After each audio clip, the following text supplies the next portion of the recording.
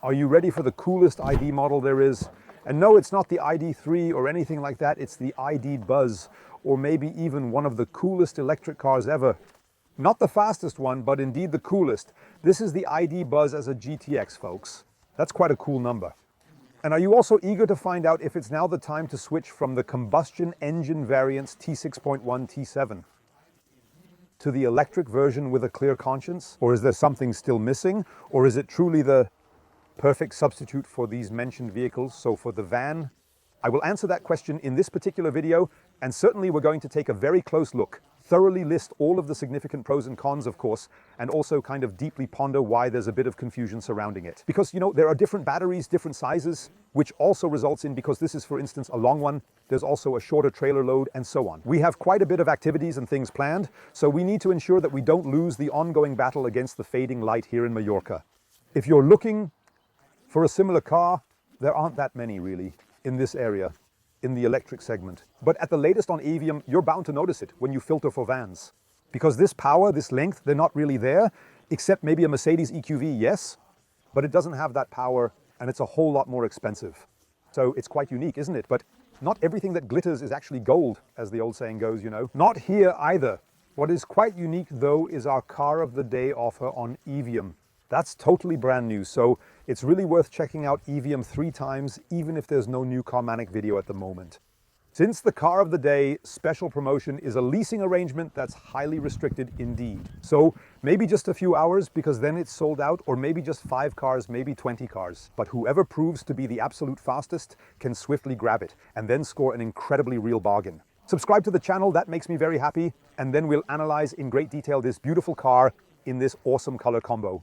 Red Silver, and what you need to know about the ID Buzz GTX. Welcome to Maniac. I'm already in love with this car, and before it goes in the direction where people say, of course, the typical claim, especially from the Tesla region, I'm bought by VW and so on.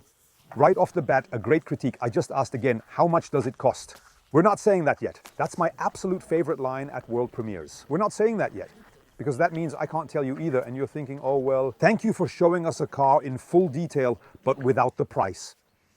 There's no need to understand. I'll never grasp it either, but I can tell you when it's arriving. That is, it will be dispatched in September, provided of course you place your order quickly. Depending on the demand, as we've seen with the T7 and T6.1, there, delivery times are a disaster, which enhances the car's value retention. This value retention, like the T7 or T6.1, won't be matched by this one, but it's super cool. It also looks way cooler, honestly. And I say that as a T7 owner. I really love the look of the T7, but the ID Buzz, well, it's just a whole lot cooler. Just because the overhangs are so short alone. Yeah, because look, at the back you've got barely anything, at the front barely anything. The entire situation merely appears this way, and very visually represents the future in its ultimate conclusion. And I've always been a huge fan of long overhangs. That's what they call it in the T models after all. T6.1, T7, long overhang, short overhang. Here it's not called that because here there's only the long wheelbase and the short wheelbase. It differs from the combustion models in that respect. We'll get to that in just a moment. Battery packs, power and such, there's actually a lot to talk about there. First of all, the length. I already introduced the car last year in Huntington Beach. But now there's also the GTX model available. Maybe it slipped your mind, or maybe you didn't even watch it at all. Actually, the short one, which this specific model is certainly not, this is actually the slightly longer one, has a wheelbase that measures just about precisely 2.98 meters. The long one has 25 centimeters more, so about 3.23, 3.24 meters is the wheelbase. The vehicle's length then is 4.96 meters compared to 4.71 meters. The difference between the long and short versions, which isn't that long when you, for instance, compare it with the T7 with the long overhang. It's actually 5.17 meters. So you get even more bodywork there, and I can already spoil it, of course. That means more possibilities as well. Naturally, but we'll get to the options and seating concepts in just a moment. Battery is in the undercarriage, typical for all electric cars. I really don't know why some always mention that. I did it too, but a battery can only be in the undercarriage. Where else might you possibly look? You evidently have 2 variants. There's the GTX available in the more truncated version, as was previously mentioned. It has 79 kilowatt hours net, which is precisely the very same battery we utilized during the much anticipated presentation of the ID3 GTX model. Or yes, it's basically this new battery, but the ID3 also gets it as a facelift, without the GTX as Pro Plus. If you say, I want the long one, then you'll even get more battery. That would be 86 net kilowatt hours, which is actually considered very good indeed. A difference of 7 kilowatt hours in this car's consumption is just so. Best case scenario. I'm not talking WLTP, but real world. That makes a difference of about 30 kilometers. It's not huge, but it can mean the difference between making it to a charging station or not. Especially if you're a learner driver like me, I like to use the maximum initial range and then drive it down to about 2-3%. With experience, it's doable. Especially if you use reliable charging providers, then it's actually no problem. So you do notice it a bit, but in everyday life, it wouldn't really throw a wrench in your plans. But conversely, it also means if you want the large battery but prefer a shorter car, you can't have that because the small battery is tied to the compact version. That's simply how things stand, yes. But there's also something else closely connected to the concepts of short and long. That's the topic, towing capacity, more crucial here than ever. We've got this horse trailer in the back here, and the good news is both, even though they have different towing capacities, could pull this horse trailer, including the horse.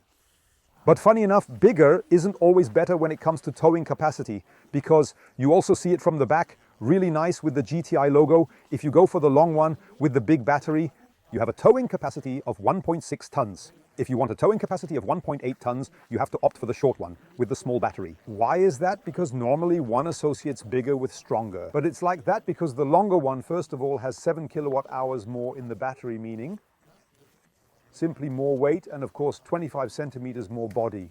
And thus, due to weight reasons, can only tow 1.6 tons, not the 1.8 like the shorter one.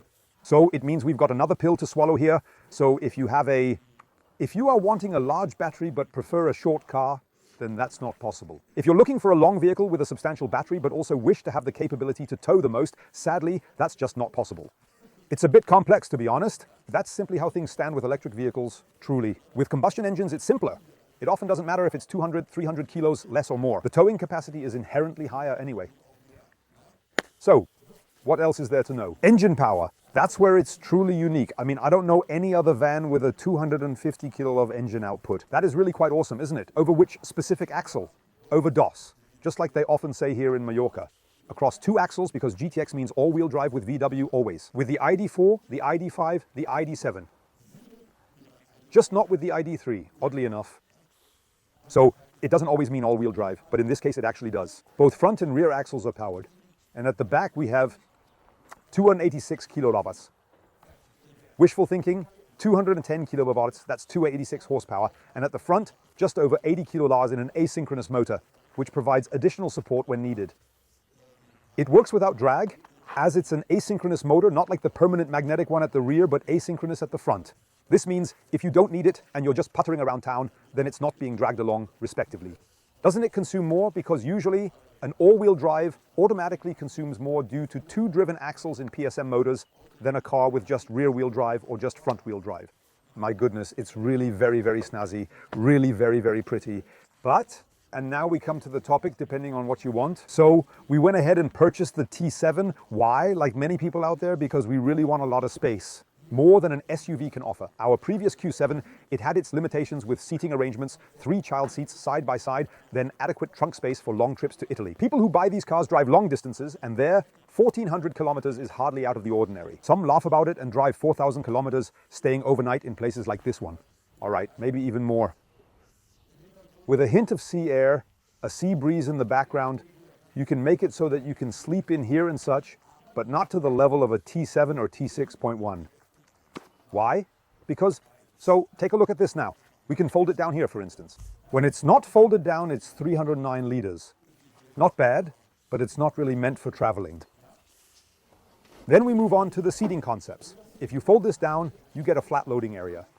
If you buy these, I don't know what they're called, multi-something, you get this drawer functionality, which is nice because it has gas springs, so it doesn't, wobble around needlessly at all. And then I would also be eager to fold down the front seats to demonstrate it to you effectively.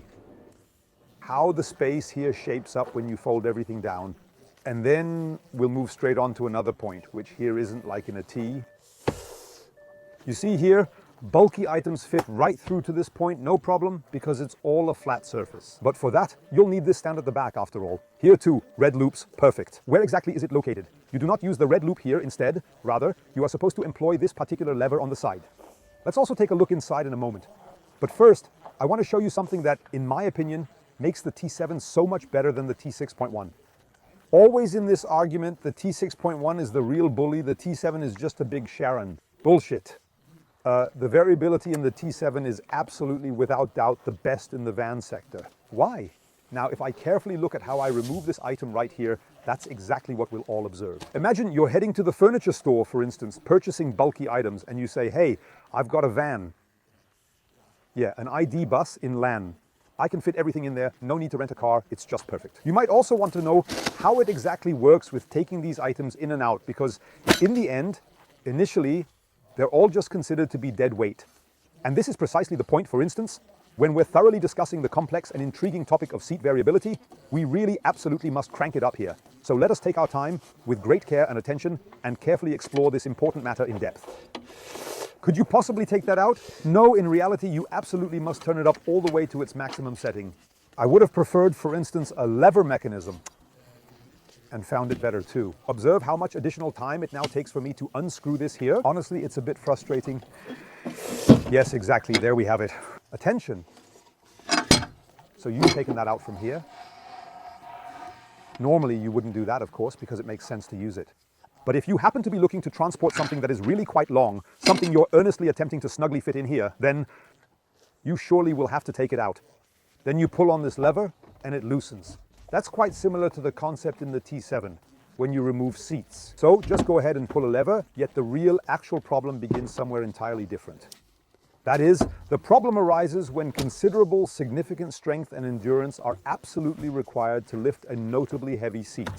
You have the option to remove or take out the back seats from your vehicle, which allows you to customize and adapt the space inside for a wide array of different diverse needs, depending on what the situation or the specific occasion might require or demand from you, making it quite versatile. But by simply lifting this object over, you can have all the strength you desire, but if not tall enough, it won't matter. Do you see this object over the edge? And this particular thing, it surely weighs quite a lot. So now you see it. We also have a slight gradient here.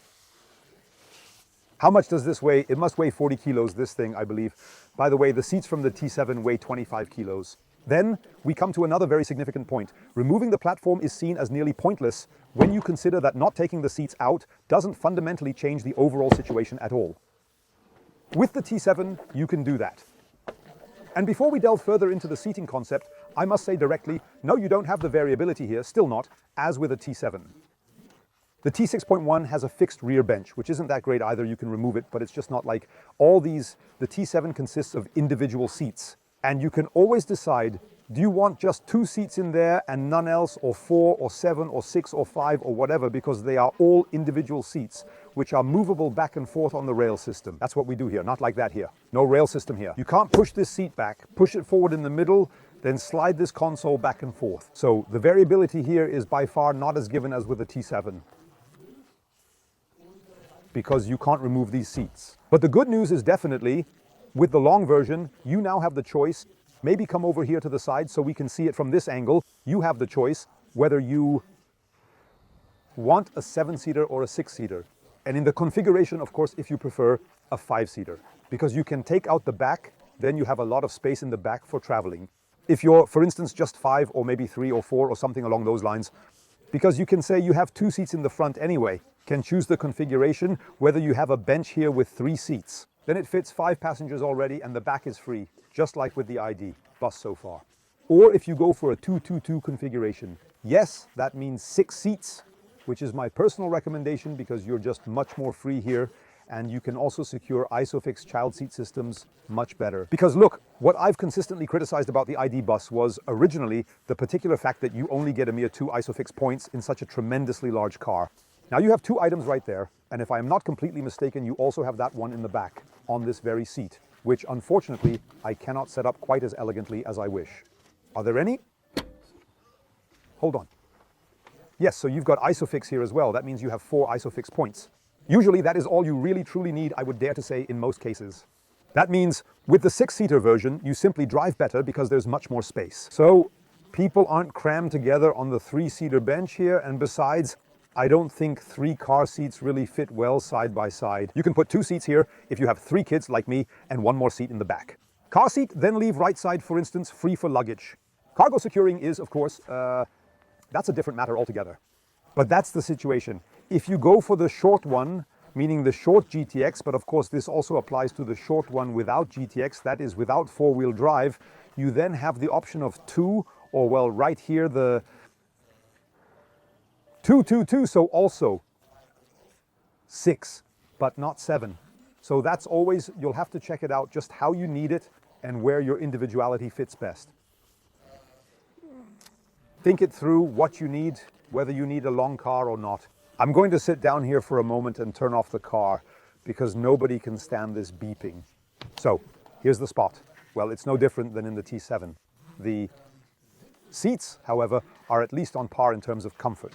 Certainly not least because the seats over here on the side are indeed quite wide. So you see, they are actually exceptionally wide. It does indeed look a bit odd. Looks a bit like being on an airplane in a private jet where you have this bulge on the side, which means your thighs are much better supported and you don't really feel like you're sitting on a tiny bench. In the T61, you just don't have such cozy seats. I must add, there's a reason why I bought a T7 and not a T6.1. Here you have this table that you can set up. Great for the kiddos. However, I, of course, miss what my family enjoyed about driving to Italy in the T7, that you can pull out this center console, unfold 2 tables from the center console, that you can just play around with it here. Simply put, the T7 is, for me, the king of versatility. We are fully capable of closing the door right here, electrically, of course, as you might know already. And then, naturally, we have this slightly small window, which also opens up electrically as well for our convenience. That's really pretty cool. It's incredibly cool because usually with vans, and even with our very own T7, that's also indeed a viable option, but unfortunately, I just don't have this specific little window. A window here. So you can still get fresh air, still look outside, and then just close it electronically like this. What I particularly appreciate and find quite helpful is that you have an additional control located right up here for adjusting the air conditioning. So you can turn the ventilation on and off with a digital display. You can see that from over there as well. And an air vent, that's actually really very important. With the ID Buzz, it was always quite a significant bit of a problem. And in the back, there's even another air vent for the rear passengers. Furthermore, we have excellent storage options in the door. A lower compartment, a middle one, and even another with a USB-C port. Then, there are heated seats available here for the rear passengers, and also a premium Harman Kardon sound system installed. Truly, it's a very sleek and sophisticated design. It's somewhat similar to what you might expect from a premium van if you can momentarily overlook the somewhat limited variability it offers. This thing can accelerate from 0 to 60 in exactly 6.2 seconds. Really packs quite a punch, you might actually say, for a van. So which van accelerates that quickly, or 6.4, something like that? It is. Regarding the trunk's volume, here's exactly how it is. I'll just show that for you. Just over 1,200 liters if you remove up to the second row, meaning only the second row remains. 1,200 something, I'll pop the correct figures on the screen for you. Over 1,300 for the long version. And then, of course, there are the specific figures for when you remove the back row and just fold down this particular one here, but you can't actually take it out completely, so not the full transport capability either, unfortunately, of a T7 or T6.1 model where you can, of course, quite easily take everything out. So you need to know, do you want the functionality or are you after that cool look? Because it does look awesome. You've got to indeed give it that. Now, I have to put all of this material back in. I might as well do it to show you how easy it is or just how hard.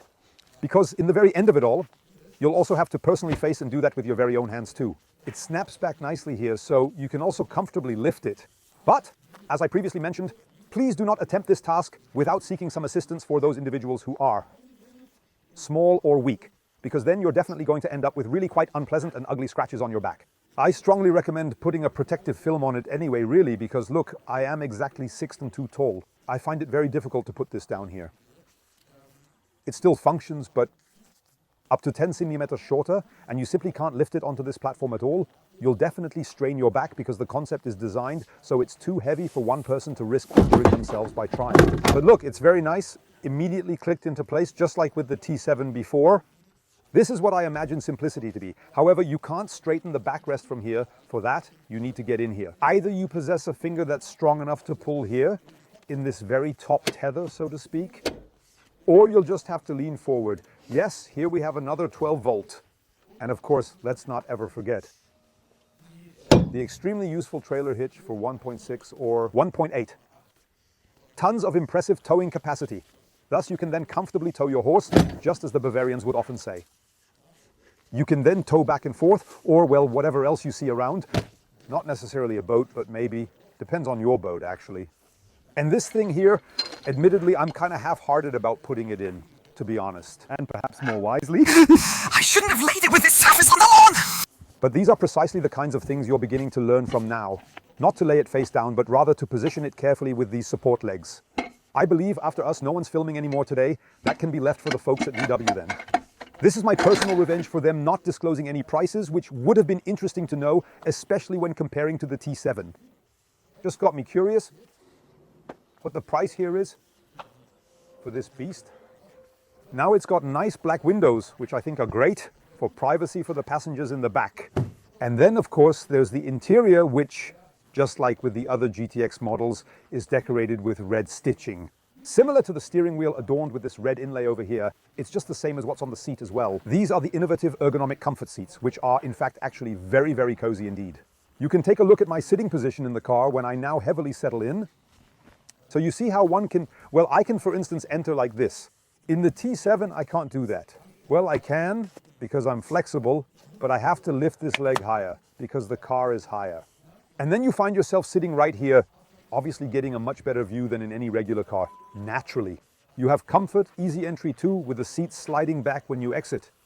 And again here, the gear selector on the steering column, not up here on the display. The only thing I notice now, come over here, please, hand me the camera or try to capture my perspective with the camera, my eyes. You see, I must point out, this display is just too far back for my preference. I have indeed noticed this quite frequently with the ID Buzz. The display is situated right over here, and I have, can you maybe start to see it a bit now? Yes, here are my hands, and the display is too far here. I would have preferred it to be here because, look, I want to look at the display, not sort of hover over it. And the more you have to turn your eyes to the right, the less they are looking straight ahead. So, I don't quite get that, or at least having it adjustable would have been cool. This display is actually a bit too close for me. In terms of software, this is naturally a whole different ballgame than with T6.1, of course, but also with T7. It's just a much fresher piece of software, specifically tailored to the electric car, of course. I've already shown that in other videos, it's this 5.0 version that's super responsive on the display. So you can really zoom in and out smoothly. It's quite amazing. As you can see there, I think when Francesco gets a bit closer, you'll notice it walks really fast. No lagging, so no delay. I believe the 5.0 software is truly fully developed. Great route planning for those wanting to switch from combustion engine models. You just enter the destination. It tells you where to charge, how much to charge, with how much you'll arrive, which providers. You can filter providers. You can filter how much battery you want to arrive with at the destination, at the charging station. So you're now completely free to start filtering stuff, including anything your heart desires. The navigation is truly top-notch. They did a great job, fantastic functionality. There's also this app now, this wellness app, that gives you various programs with air and light and whatnot, depending on whether you're tired or whatever. You can also open the door again here with the push of a button. But that's exactly the same scenario with the T models ultimately, if you happen to have the electric doors. And now, let's quickly, oops, it's actually starting to move. You shouldn't do that. Hitting P wouldn't hurt. Now the question is, why does this car start moving with the door open? They usually don't do that, with two doors open, So the child would have surely fallen out by now, I believe. Not the child into the well, but the child right out of the ID Buzz. You surely want to know what exactly happened, especially if you're new to this field. What precisely occurs when I consciously make the decision to drive my ID Buzz over to the specifically designated charging station? So far it was refueling, a small benchmark. Our T7 is a plug-in hybrid, 1.4 liters. Yet quite a peppy engine for its small displacement. I've also made several comparisons with the ID Buzz. And so 1.4 liters plus an electric motor, it's a plug-in hybrid, which doesn't help you much on the long haul with that tiny battery. But it also comes with a bigger battery again. And then with a roof box at 150 on the cruise control on the highway, we used about 9.5 liters. That's not a little, but it's not a lot either for such a big car, completely loaded to the brim. We have the long overhang as mentioned, so the long version with a roof box and 5 people and honestly really heavy. For that, it was okay. And it has a 42-liter tank. That's always the problem with plug-in hybrids. However, you can intentionally overfill it with 18 liters because you surely don't want to have to stop again after just 42 liters. And it was very good because with this topic, it's always such a thing. I like to bring it up with these types of vans, the topic of range. It's not about driving 1,000 kilometers in one go, but about when you need to, because the kids, for example, sleep at night and you're driving through the night, covering as much ground as possible so they don't wake up. Stopping, getting out, the lights at the charging station, plugging in, tends to wake the kids up. And that's the case with little kids. With bigger kids, it's already irrelevant. But what I'm trying to say is, of course, I think it's better if the combustion engine in this case is more flexible in its range. Thus, we drove nearly 600 kilometers, not too tired. Then they woke up, then we stopped. Here, realistically speaking, with the short one, with its 79 kilowatt hours, you have to brace yourself, especially when you're loaded. Let's not be overly optimistic, okay? It's expected to consume approximately 30 kilowatt hours of energy. Because simply put, the situation... However, the new propulsion system will be more efficient here than the current ID. Bus, still. Prepare for 30 kilowatt hours. Maybe you also want to hit 140 or something. I don't know. It's just one of those things. And then you find yourself with 30 kilowatt hours and the 80 kilowatt hour battery gets depleted after not even reaching 300 kilometers. And you must recharge. Depending on distance, it might get annoying. Then you go for the larger one with 86 kilowatt hours, which gets you closer to the 300 kilometers range, but you won't make it either. And that's just how it is. You really need to be able to drive it well under 30 kilowatt hours for it to work. So we have here under 30 minutes charging time from 10 to 80%. That is already tip-top.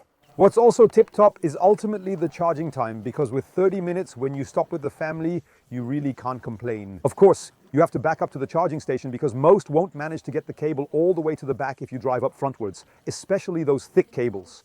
But how are we actually positioned in terms of costs now? Yes, higher consumption also means higher costs. If you're using around 9 liters with a comparable T7, just like we did, and you pay 1.80 euros for a liter of Super Plus. I always fill up with Super Plus for my engines, for instance, ending at the 16 euros mark. This choice, on review, similar in cost to electric alternatives, provides notable environmental benefits, making it a greener option. I always say, if the combustion engine is as clean as many claim, why is there always that scene in movies where someone stands in the garage with the window down and the engine running with a combustion engine? You can make this long here, so what comes out of the combustion engine, it's really not clean. So here, eco-balance better per 100 kilometers, not the price, because even if we start with the not too expensive 49 cents per kilowatt hour, then of course I recommend Ionity abroad again. If you drive a lot, you always have the assurance, especially since they're now expanding quite intensely. At the Brenner Pass too, they've really upgraded quite nicely and are significantly expanding quite a bit. And then you're just sure that no one else plugs into your station because, each station is always only for one car. You are invited to come over here and you will find yourself paying 49 cents for each kilowatt hour used. If you have this Ionity Passport, for that you pay 6 euros a month. Actually, in daily life, no need, but on vacation you do, then cancel monthly. So, my tip for you. But with this consumption of 30 kilowatt hours, you're at almost 15 euros per 100 kilometers. It's actually not due to the price, but rather the consumption. Because with a car, you can also drive on 22 kilowatt hours, and suddenly you have a completely different price per 100 kilometers. As you see, it depends on factors, but you can't get a machine body with energy consumption under 30 kilowatt hours. That's my personal experience, as I've tested it very, very often myself. You'll make it, but you really have to stick to 120, no hills involved. It's a bit tricky, you see. On the topic of camping, currently, there isn't and doesn't seem to be in sight any option like with the T7 or T6.1 California with pop-up roofs, all that fancy stuff, cooking inside and whatnot. Unfortunately, that's not available. Nevertheless, you can of course go camping with it, maybe use it as a bed for at least 2 people, just fold it down or something. There are people who buy those mattresses you can find. Like I demonstrated to you, camping is also effective. You can, for instance, charge the car with a juice booster, just plug it in at the campsite using the adapters. What's really smart though is if you check out IONT on their website when you have an ID model, because IONT is an electricity provider that gives you the option to charge at home via an app, allowing setting the charge time via the app. The longer you charge at home, because for instance you're not using the car over the weekend, or it's parked since working from home, whatever the reason, the longer you charge, the more there's a chance to save 10 cents. the cheaper kilowatt hour you get for charging your car. This doesn't apply to your home's electricity, only for your electric vehicle via this app. You'll also get your home electricity through IONT, but that's exclusive for charging your electric vehicle, which is fantastic because, as we know, the electric car is the biggest consumer in a household concerning kilowatt hour usage. That's super cool. Check out their page, see for yourselves. We are so and so many people, we consume so and so many kilowatt hours. We live at this address, and then you'll receive an email telling you how much the electricity rate would cost you over ION. For me, personally, for example, it's absolutely on the same level as the municipal utilities. 29 cents per kilowatt hours. ION's green energy for me includes wind, water, eco-electricity, and it's at the same level as the municipal utilities, only with the option that I could save 10 cents if my Mercedes would support it. It doesn't, because Mercedes unfortunately hasn't released the interface. It's not because of ION, but the manufacturer. With VW, it's possible. That's why I'm emphasizing it now in all the VW videos. Give it a try. Really awesome company. It's been around since last October. And working with companies like these is something I truly enjoy, because for you, it's not just about acquiring something that costs you money as a product placement on my part, but it's also meant to help you save money. Awesome stuff. Just like the ID Buzz is actually pretty awesome, but still someone smeared it here. Bye. And it's quite ugly too. That was the worst Thomas Malczak from Autogefühl, showing up to work drunk again. So the thing is just awesome in itself, in this color combo, the way it stands. And also a great solution for those considering the ID4, ID5 and the like. Are too small, this is perfect. And let's be honest, since I've critiqued electric a bit for its range, and the fact that it's obviously easier with a combustion engine, but for those who don't take these insane trips like we do, 1400 kilometers and all, but let it just be the trip to Croatia, 900 kilometers, then you really only experience the full extent of suffering if you have extremely young children. For instance, if you have kids at an age where they can understand things cognitively, like when you say, hey, we've got another 2 hours to go, I can tell that to my 7-year-old as well. We drive 2 hours, then stop, eat, there's understanding there. And with 900 kilometers on the journey, you'll need to stop to charge 3 times, then you finally arrive. You don't drive back to your home the very next day, absolutely worn out, but discover it's significantly less stressful overall than one might think with such a car. It's truly the better alternative to a combustion engine vehicle. That's just not good if you're doing a lot of what's happening back there. You need that, or extremely long drives, or just very often what many do with the T models, using it as a beast of burden. What did we just transport? The TV from... I actually sold a TV to Francesco's friends that I had in the gym. 75 inches down at the gym. It was too big for me. And I was looking for someone to sell it to, but I got tired of it. Always like, what's the final price? I'll give you 150. Yeah, for a 75-inch TV, you might as well ask your grandfather if he's selling. So I ultimately decided to sell it to Francesco's very good friend at a quite reasonable price. Below market, but to Francesco's friend. And that's when I, for instance, packed the TV into the T7. Yes, and those are just the kind of things that, well, you just couldn't do here, for instance, because of this bump. Then you also couldn't remove the second row.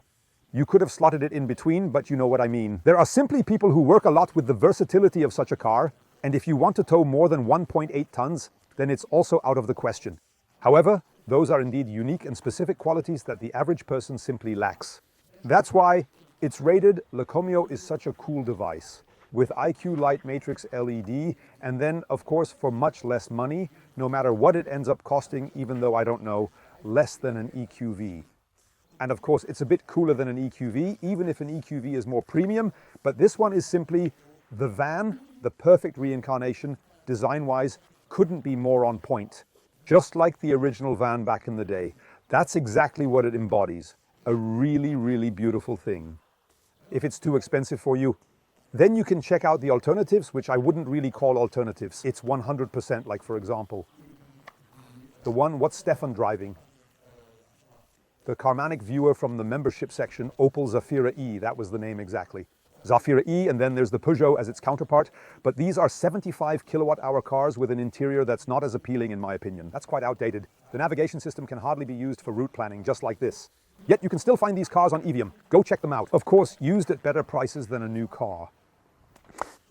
And if you fall in love with it and already have one, you can try to sell yours through a partner we have on Evium, who buys electric cars. All links and info are down in the description box. Concerning the Juice Booster, I truly believe there's some significant potential for savings if you purchase through my link. And of course, there's IONT, the electricity provider, with which you can save up to 400 euros a year, by the way. Everything's down below. Queasy Car Maniac can be found right below the video bar for you to choose. And Really, there's not much more I can say. The light's gone, we're gone. We're just about to sit down to eat now, and I'm sure you guys are likely feeling jittery, eagerly waiting to place an order for him. Or not. What would you drive? T7, T6.1, or the ID? Buzz with the long wheelbase. Bye.